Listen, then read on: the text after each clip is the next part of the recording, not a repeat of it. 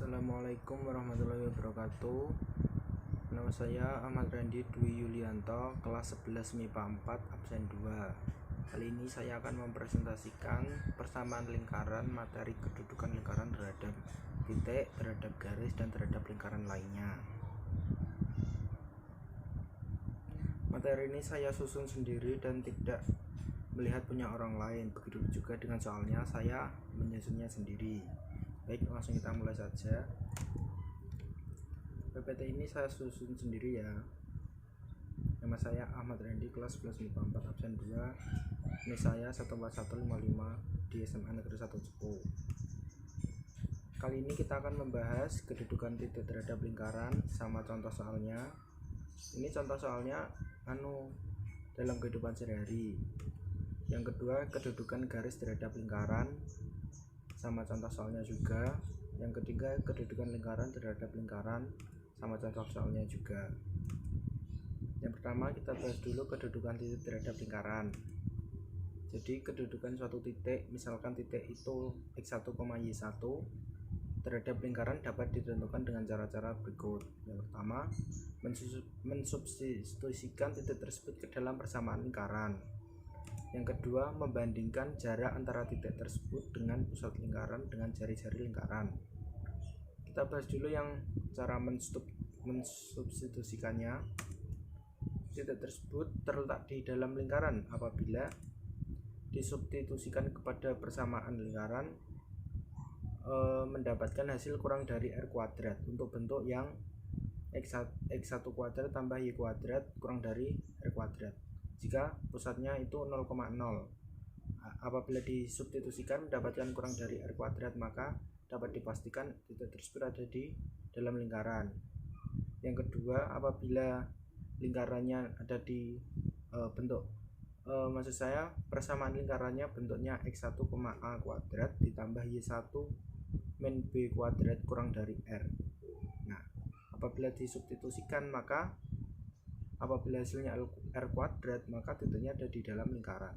Terus apabila bentuknya seperti yang C, x1 kuadrat tambah y1 kuadrat tambah ax1 ditambah by2 tambah c, apabila disubstitusikan hasilnya kurang dari 0, maka titik tersebut berada di dalam lingkaran. Terus yang terletak pada lingkaran, maksudnya titiknya berada tepat di garis lingkaran tepitnya itu. Kalau disubstitusikan itu, kalau pusatnya 0,0, titiknya disubstitusikan ke dalam persamaan akan menghasilkan sama dengan R kuadratnya. Itu titiknya tepat di tepi lingkaran, tepat pada lingkaran maksudnya. Terus yang kedua, apabila bentuknya yang seperti B atau pusatnya tidak di 0,0 atau pusatnya di lain, itu hasilnya sama dengan R juga. Terus yang C sama pula persamaan yang bentuknya lainnya, apabila disubstitusikan maka hasilnya sama dengan 0. Itu ketiganya kemungkinannya titik tersebut tepat berada di lingkaran. Terus yang ketiga, apabila titiknya terletak di luar lingkaran, disubstitusikan akan lebih dari 0 ya, seperti sebelumnya. Namun yang terletak di luar lingkaran hasilnya akan lebih dari R kuadrat apabila bentuknya seperti A dan B atau pusatnya di 0,0 atau A, B. Kalau persamaan bentuknya seperti C, itu juga lebih dari 0. Artinya semua titik terletak di luar lingkaran. Cara mengingatnya cukup mudah. Jika terletak di dalam lingkaran maka kurang dari 0 atau negatif. Kalau tepat pada lingkaran artinya 0. Kalau lebih dari 0 itu terletak di luar lingkaran. Kotak fungsinya seperti saja. Terus yang cara kedua, dengan cara membandingkan jarak antara titik x1, y1 atau titik yang ditanyakan terhadap pusat lingkaran dengan jari-jari lingkaran. Maksudnya gimana? Misalkan kita kan punya titik lingkaran, titik pusatnya A, B, katakanlah itu titik P. Kita harus membandingkan dengan jarak D, katakanlah D itu jarak titik tadi dengan titik pusat. Nah, D itu rumusnya A dikurangi x1 kuadrat ditambah B dikurangi y1 kuadrat, atau sebaliknya pun tidak apa-apa. Terus jika D nya ketemu, D apabila kurang dari R maka titiknya terletak di dalam lingkaran. Kalau D-nya tepat sama dengan R maka titiknya terletak pada lingkaran atau tepat di garisnya. Terus yang ketiga, apabila D-nya lebih dari R maka titiknya terletak di luar lingkaran. Seperti itu saja. Lanjut ke contoh soalnya. Di sebuah kantor pengiriman surat kuno terdapat radar pemantau burung merpati. Radar tersebut diletakkan di atas gedung dengan titik pusat P yaitu 3,5. Radar tersebut dapat mendeteksi burung merpati sejauh 50 km. Jika diketahui sebuah burung merpati terjerat pemburu di titik A 24,48, apakah radar dapat mendeteksi keberadaan burung merpati tersebut yang terjerat oleh pemburu? Ya, jadi kita harus mencari apakah keberadaan merpati itu dapat dideteksi oleh radar atau tidak. Kita mau mulai bahas. Pertama kita harus mencari persamaan lingkaran dulu. Katakanlah persamaan lingkaran R yaitu radar. Titik pusatnya kan P 3,5. Titik pusat radar, maka kita asumsikan itu pusat lingkarannya yaitu titik pusat A, B. Ya, maka X sebagai A dan Y sebagai B. Berarti X nya kan 3, Y nya 5. Berarti A nya 3, B nya 5. Dan jangkauan radar kita di sini adalah jari-jari yaitu 50. Di sini dalam kilometer. Maka dalam bentuk umum persamaan lingkaran yaitu X dikurangi A kuadrat tambah Y dikurangi B kuadrat sama dengan R kuadrat. Kita masukkan apa yang kita ketahui tadi yaitu jadi seperti ini. Lalu yang ruas kanan kita kuadratkan 50 kuadrat yaitu 2500. Lalu kita mensubstitusikan titik merpati berada yaitu di titik 24,48 pada persamaan lingkaran yang kita dapatkan tadi. Ya. X nya diganti 24 dan Y nya diganti dengan 48. Terus kita kurangkan 24 kurangi 3 kan 21, 48 kurangi 5 43. Lalu kita kuadratkan 21 kuadrat 441, 43 itu 1849 sama dengan 2500. Lalu kita jumlahkan mendapat 2290 sama dengan 2500. Nah, di sini kita akan membandingkan 2290 itu kan kurang dari 2500. Maka kita bisa menentukan titik merpati.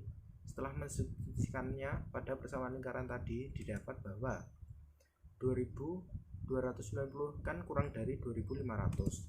Maka titik A yaitu 24,48 berada di dalam lingkaran. Karena sesuai konsep sebelumnya tadi, apabila kurang dari R maka berada di dalam lingkaran. Jadi dapat dipastikan merpati tersebut berada pada jangkauan deteksi radar kantor pos. Langsung lanjut ke pembahasan yang kedua. Soalnya sama, namun ini pembahasannya dengan cara yang lain, dengan cara yang kedua tadi. Dari pembahasan satu kan kita tahu bahwa persamaan lingkarannya yaitu ini, dan lalu kita pakai cara yang membandingkan jarak titik merpati berada yaitu A dengan jangkauan radar yaitu jari-jari lingkaran terhadap pusat radarnya kan tadi 3,5. Lalu kita mencari D nya dulu. D nya gimana, kan rumusnya ini didapat A dan B tadi kan pusat lingkaran. Kita masukkan X1 Y1 itu titiknya keberadaan merpati, kita masukkan juga.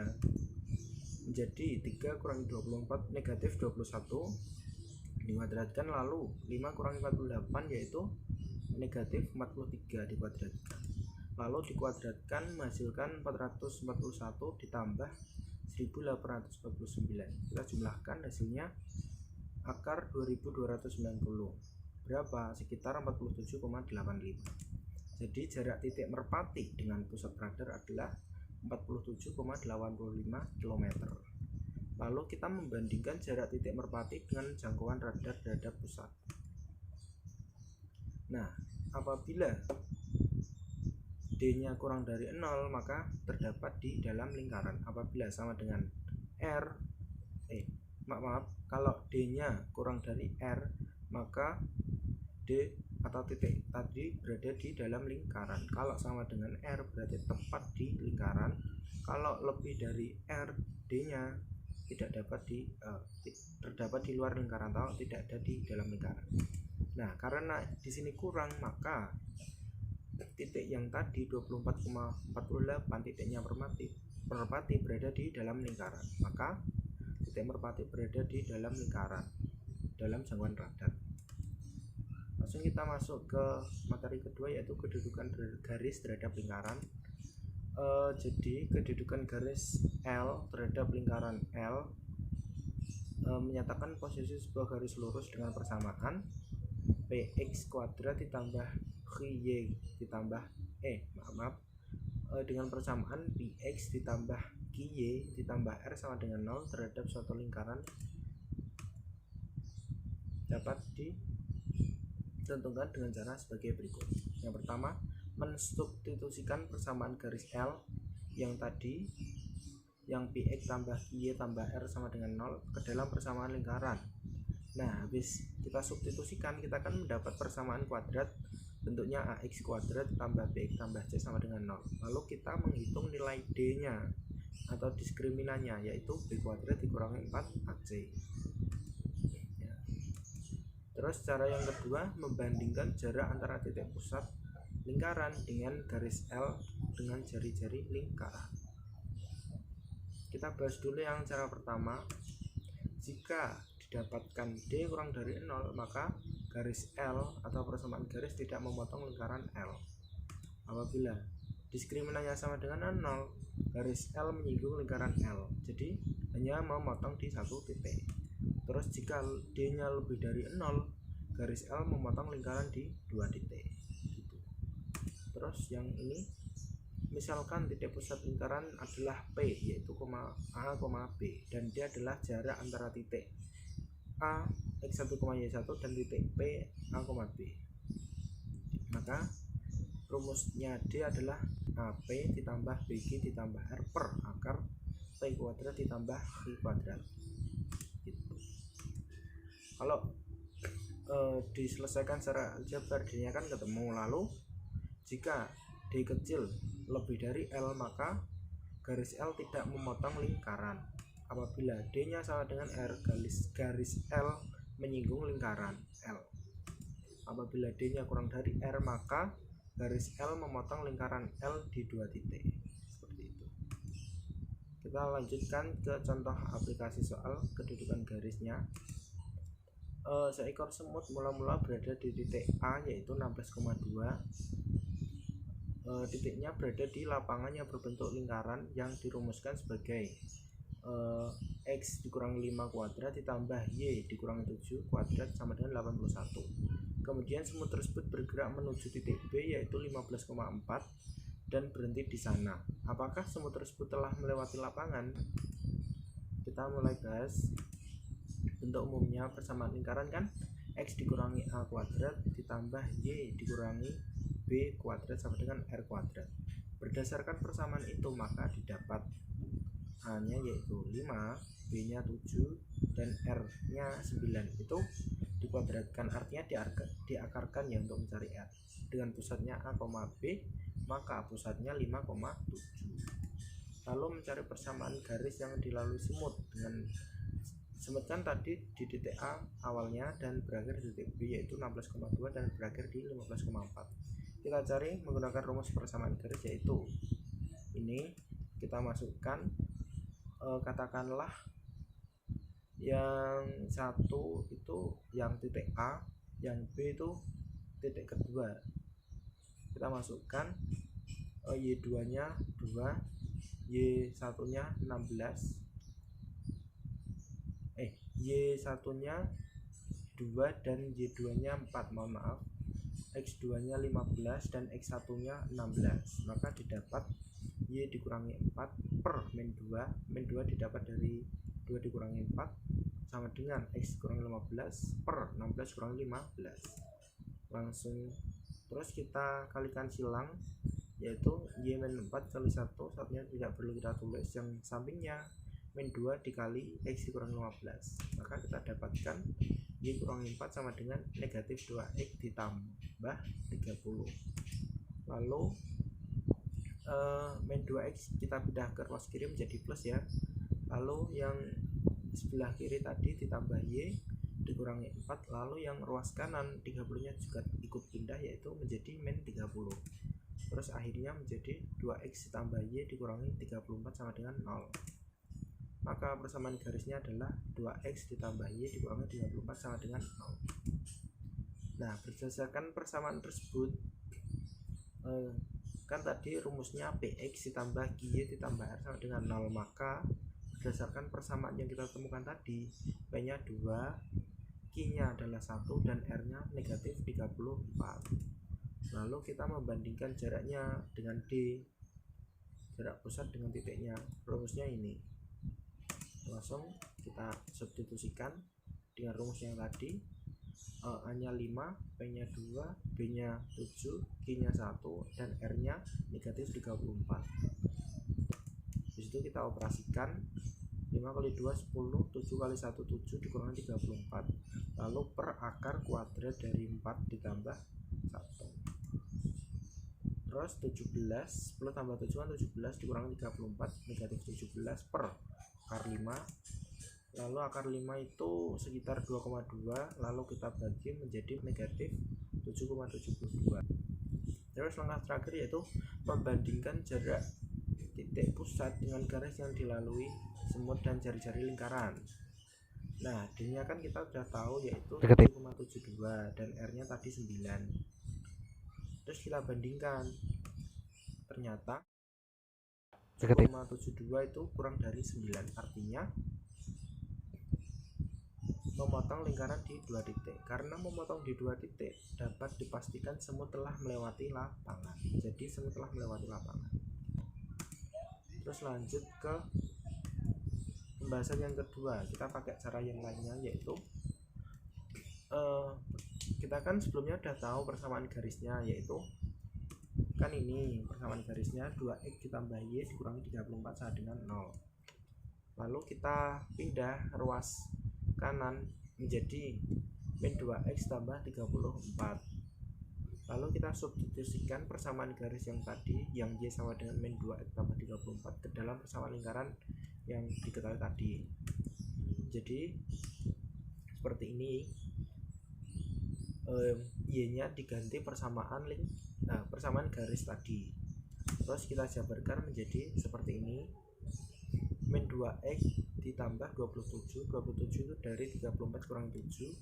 Disitu kita kuadratkan semuanya menjadi x kuadrat dikurangi 10x tambah 25 ditambah 4x kuadrat dikurangi 108x ditambah 729 sama dengan 18 tuh.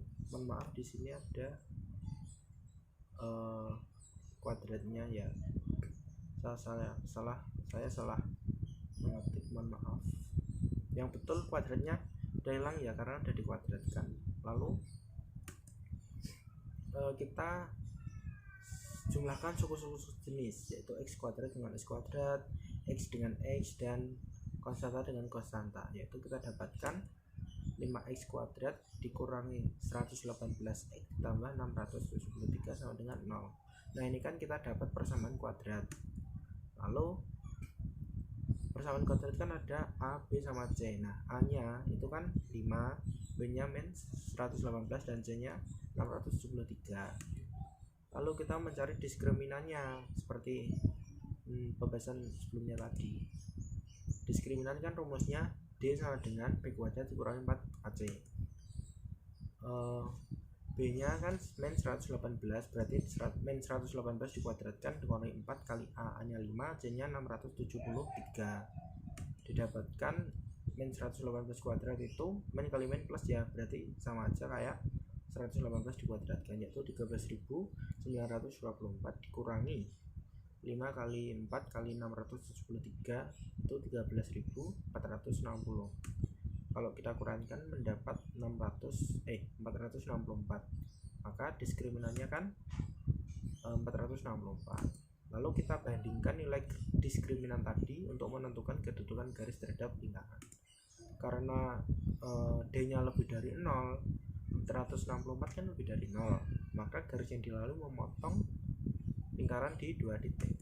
Maka dari itu dapat dipastikan semut telah melewati lapangan. Jadi semut telah melewati lapangan seperti itu. Dan yang ketiga, kedudukan lingkaran terhadap lingkaran. Materi yang ketiga, kedudukan lingkaran satu, katakan ini kan terhadap dua lingkaran ya. Katakanlah yang pertama lingkaran satu, yang kedua lingkaran dua, ditentukan dengan membandingkan jarak titik pusat kedua lingkaran dengan jumlah atau selisih jari-jari kedua lingkaran.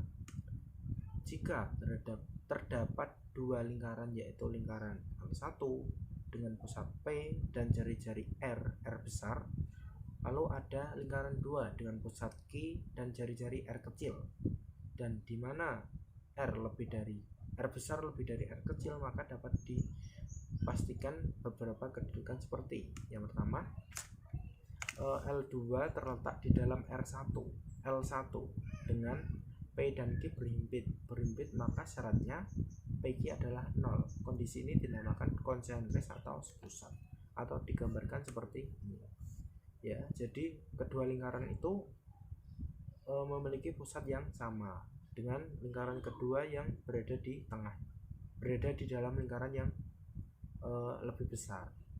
Terus yang kedua, ini namanya kondisi tidak konsentris.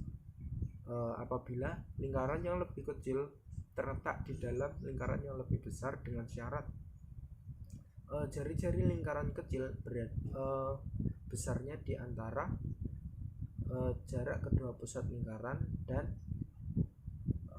jari-jari lingkaran besar, atau jarak kedua titik pusat lingkaran kurang dari jari-jari besar dikurangi jari-jari kecil lingkaran tersebut. Ini namanya kondisi tidak konsentris, atau diilustrasikan seperti ini. Jadi lingkaran kecilnya berada di dalam lingkaran besar, dan R kecilnya besarnya di antara jarak kedua pusat lingkaran, yaitu PQ, dan R besar atau jari-jari lingkaran satu atau lingkaran yang lebih besar. Terus yang ketiga, ini namanya kondisi bersinggungan di dalam. Syaratnya PQ sama dengan R besar dikurangi R. Jarak kedua pusat lingkaran sama dengan jari-jari lingkaran besar dikurangi jari-jari lingkaran kecil. Gambarnya seperti ini. Jadi bersinggungan di dalam seperti itu. Terus yang keempat namanya berpotongan, dengan syarat PQ di antara R besar dikurangi R kecil dan R besar ditambah R kecil. Ini berpotongan di dua titik. Gambarnya seperti ini ya. Jadi kedua lingkaran saling berpotongan, syaratnya seperti itu. Terus selanjutnya bersinggungan di luar, dengan syarat PQ atau jarak titik pusat kedua lingkaran sama dengan jari-jarinya dijumlahkan. Gambarnya seperti ini. Jadi bersinggungan namun salah satunya harus di luar gitu.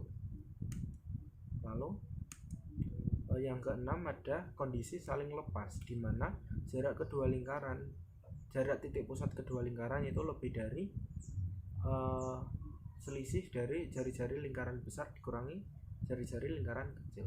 Diilustrasikan seperti ini. Jadi kedua lingkaran itu letaknya saling lepas, keberadaannya saling lepas dan tidak berhubungan. Terus selanjutnya nomor 7 yaitu saling tegak lurus, di mana jarak titik pusat kedua lingkaran jika dikuadratkan sama dengan jari-jari lingkaran besar dikuadratkan ditambah jari-jari lingkaran kecil dikuadratkan. Diilustrasikan seperti ini. Jadi membentuk seperti segitiga siku-siku. Terus yang terakhir yaitu L1 berpotongan dengan L2 tepat pada diameter salah satu lingkaran membagi dua bagian sama besar, yaitu diameter garis berwarna merah seperti ini. Ini garis berwarna merahnya. Syaratnya yaitu jarak titik pusat kedua lingkaran dikuadratkan sama dengan jarak jari-jari lingkaran besar dikuadratkan dikurangi jari-jari kecil dikuadratkan. Langsung kita masuk ke contoh aplikasi soal kedudukan lingkaran terhadap lingkaran. Di suatu daerah yang bernama Kwangnya akan terjadi gerhana matahari dengan posisi matahari, bulan, dan bumi dalam satu garis lurus. Jika orbit bulan membagi menjadi 8 step. Awalnya bulan berada di posisi 1 dan sedikit demi sedikit bergerak ke arah kiri mendekati posisi matahari. Bentar saya tunjukkan ilustrasinya. Katakanlah M ini matahari, lalu ini orbit bulannya, ini bumi ya yang di tengah, dan ini kita lanjutkan soalnya dulu.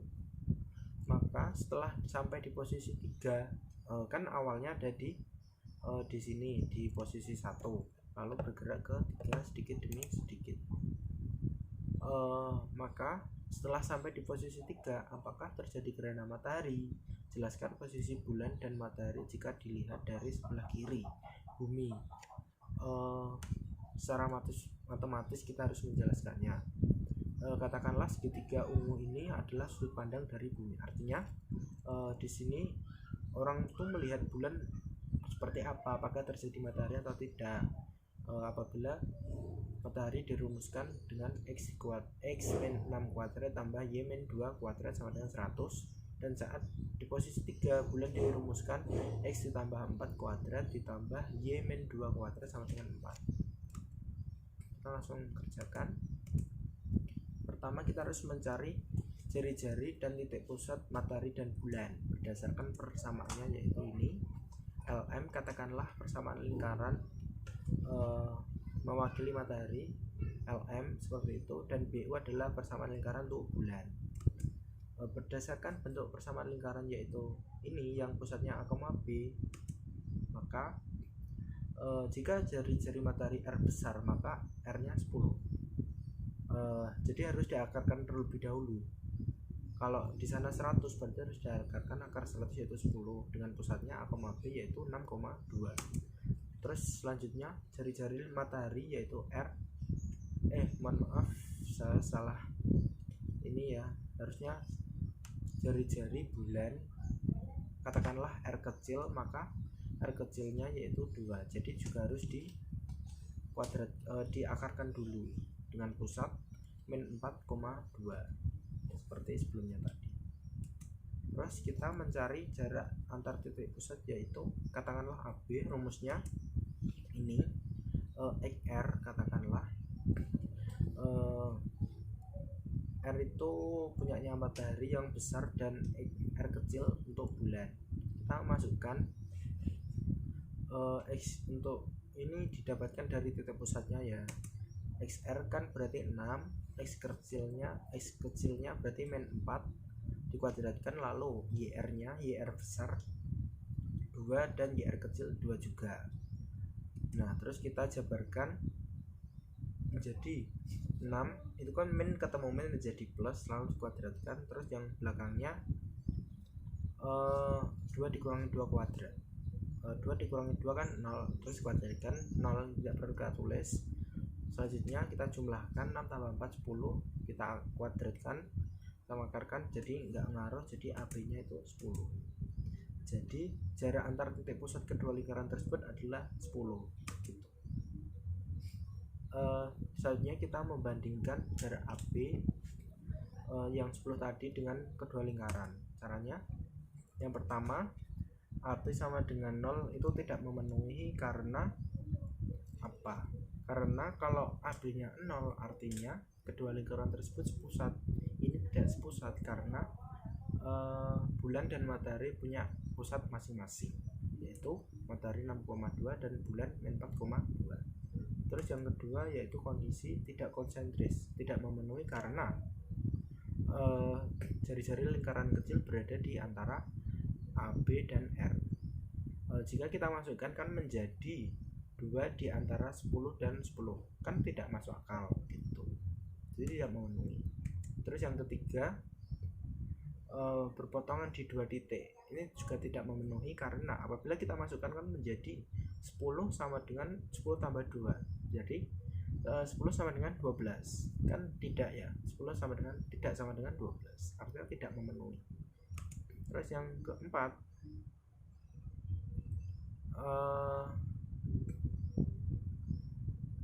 ini kondisinya namanya bersinggungan di luar. Kalau kita masukkan kan menjadi 10 sama dengan 10 dikurangi 2, berikan 10 10 kurangi 2 kan 8, berarti 10 sama dengan 8, kan tidak memenuhi karena 10 tidak sama dengan 8. Terus yang kelima yaitu saling tegak lurus, mohon maaf, saling lepas. Kalau kita masukkan yaitu menjadi 10 lebih dari 10 tambah 2. Kalau kita jumlahkan 10 lebih dari 12, kan tidak, 10 itu kurang dari 15. Selanjutnya yaitu saling tegak lurus ya. Kalau kita masukkan mohon maaf, AB kuadrat yaitu 100 sama dengan R kuadrat yaitu 100 juga ditambah R kecil kuadrat 4, jadi 100 sama dengan 104, kan tidak memenuhi tuh, berarti tidak memenuhi juga. Terus yang terakhir yaitu yang posisi tadi membagi 2 diameternya, kita masukkan AB kuadrat kan 100 sama dengan R besar kuadrat 100 juga dikurangi R kecil kuadrat 4, berarti kalau kita jumlahkan 100 sama dengan 96, kan tidak, 100 tidak sama dengan 96, maka tidak memenuhi. Terus yang terakhir ini memenuhi, yaitu karena bersinggungan di dalam, karena AB di antara R besar kurangi R kecil dan R besar ditambah R besar R kecil. Buktinya AB nya kan 10, terus R besarnya 10, R kecilnya 2, terus R besarnya 10 tambah R kecilnya 2, kita jumlahkan menjadi 8 kurang dari 10 kurang dari 12. Itu benar karena 10 di antara 8 dan 12. Itu adalah posisi berpotongan. Mohon maaf karena saya salah mengucapkan tadi ya. Oh ya, mohon maaf.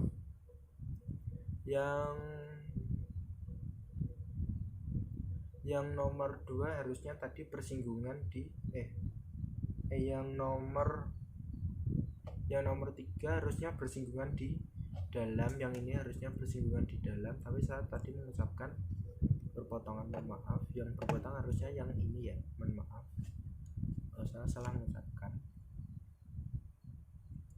Kalau digambarkan menjadi seperti ini, berpotongan di 2 titik.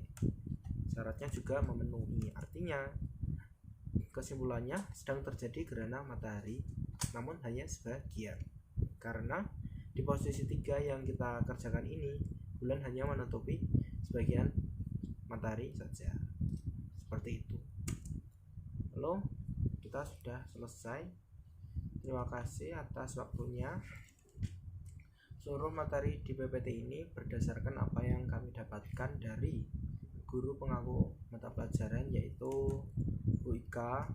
Terima kasih.